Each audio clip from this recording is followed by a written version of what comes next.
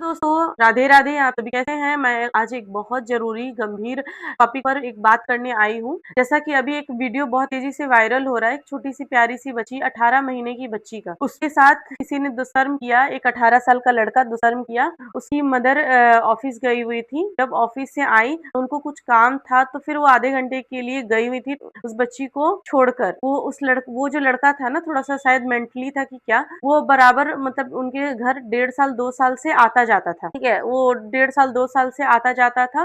तो वो उसे छोड़कर तुरंत थोड़े देर के लिए, आधे घंटे के लिए गई। मगर सोचिए कि वो लड़का क्या मतलब सोचा होगा, क्या दिमाग में आया, क्या नहीं आया। उस लड़के ने दुष्कर्म किया और फिर उस बच्ची को अपने किसी रिलेटिव्स के हाथ में देकर चला गया। जब अपनी बच्ची को वो उसकी मदर लेने आई, अपनी बच्ची को लेने गई, तो देखी कि उसकी बच्ची बेहोश है। ठीक है, और फिर उनकी रिलेटिव ने कहा ये बहुत उल्टी कर रही है, आप प्लीज इसे जाकर डॉक्टर के पास दिखाइए। उसकी मदर जैसे तैसे लेकर जल्दी जल्दी डॉक्टर के पास गई, तो डॉक्टर ने कहा कि ये गलत दूध पी ली है, इसी चलते ऐसा वॉमिट हो रहा है। ठीक है, उसकी मदर लेकर के आ गई। फिर मतलब किसी तरह दूध वूध पिला रही थी कि क्या पता नहीं, अच्छे से हमको उतना नहीं पता।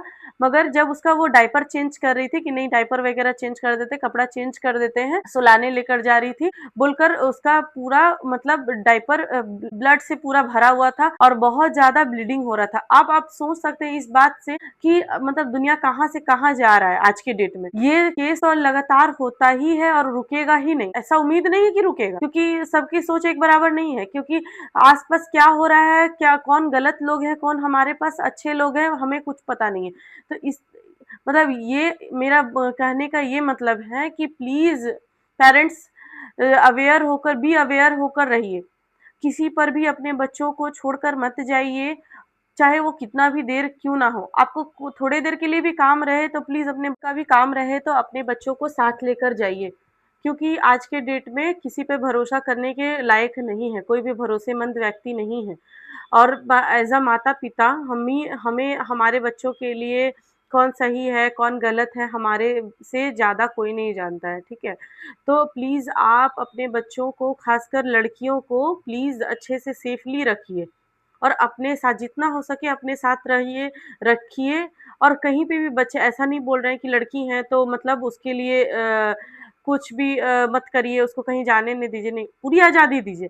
मगर कि आप उसके साथ रहिए, अगर हो सकते हैं तो अपने साथ बच्चों को लेकर जाइए। ठीक है ना, जितना हो सके। क्योंकि कब किसके साथ क्या हो जाएगा वो कुछ किसी को पता नहीं है।